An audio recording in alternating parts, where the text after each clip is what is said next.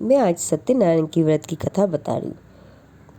केवल यही एक ऐसा व्रत है जिसमें ब्राह्मण, क्षत्रिय, वैश्य, शूद्र, स्त्री, पुरुष तथा अविवाहित कन्या आदि सभी प्रकार के मनुष्य को समान अधिकार प्राप्त है। इस व्रत को करने वाला पूर्णिमा, अमावस्या, दशमी अथवा संक्रांति जिस दिन भी वो सायकाल में स्नानादि से निवृत्त होकर पूजा स्थान में आसन पर बैठकर आचमन ले और श्री गणेश, शिव, पार्वती, वरुण और विष्णु आदि सब देवताओं का ध्यान करके यह संकल्प ले, मैं सदैव भगवान श्री सत्यनारायण का पूजन मनन करूँगा या करूँगी। अत्यंत भक्ति और प्रेम से भगवान का जल और प्रसाद ग्रहण करूँगा।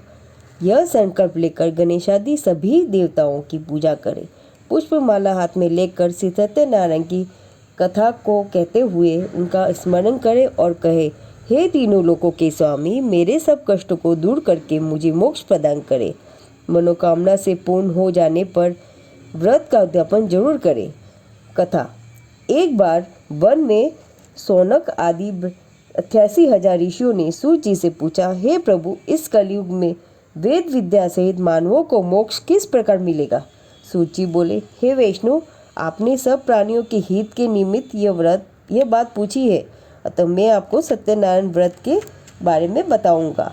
एक बार नारायण जी दूसरों के हित की इच्छा से अनेक लोक में विचरण करते हुए पृथ्वी लोक पे पहुँचे। वहाँ उन्होंने देखा कि प्राय सभी मनुष्य नाना प्रकार के कष्टों को भोग रहे हैं। यह देख नारायण जी सोचने लगे कि आखिर किस यत्न से इन प्राणियों के कष्ट दूर हो सकते हैं। काफ़ी सोच विचार के बाद वह विष्णु लोक में गए। वहाँ देवों के देव श्री लक्ष्मी नारायण जी को देखकर नारायण जी बार बार इनकी स्तुति करने लगे। भगवान ने उनसे वह आने का कारण पूछा तो नारायण जी हाथ जोड़कर बोले, हे भगवान, आप अत्यंत शक्तिशाली हैं, संपन्न हैं। भगवान, मैंने पृथ्वी पर मानवों की बड़ी बुरी दशा देखी है। कृपया बताइए कि मानवों का दुख कैसे दूर हो सकता है? यह सुनकर लक्ष्मी नारायण जी बोले, जिस कार्य को करने से मानव मोह छूट जाता है वह मैं कहता हूँ, ध्यान से सुनो।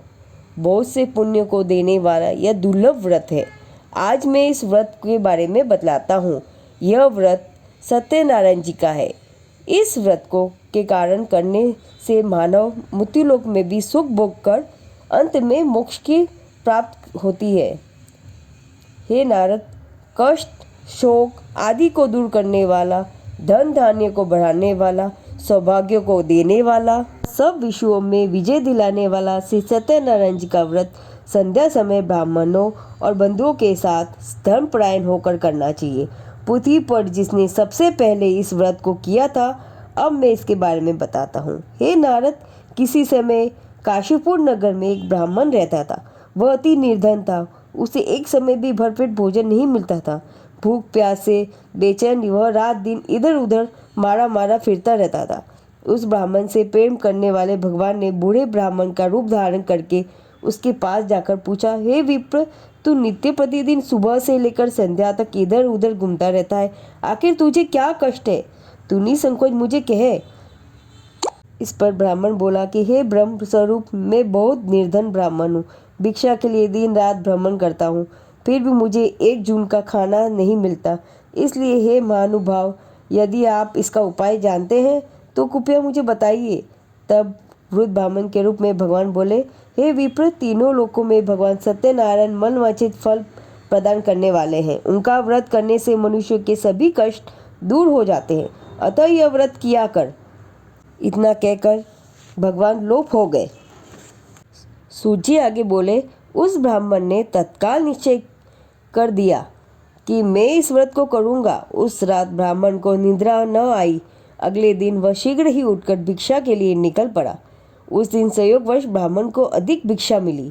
संध्या को उसने बंधुओं के साथ भिक्षा में मिले हुए धन से श्री सत्यनारायण भगवान का व्रत किया।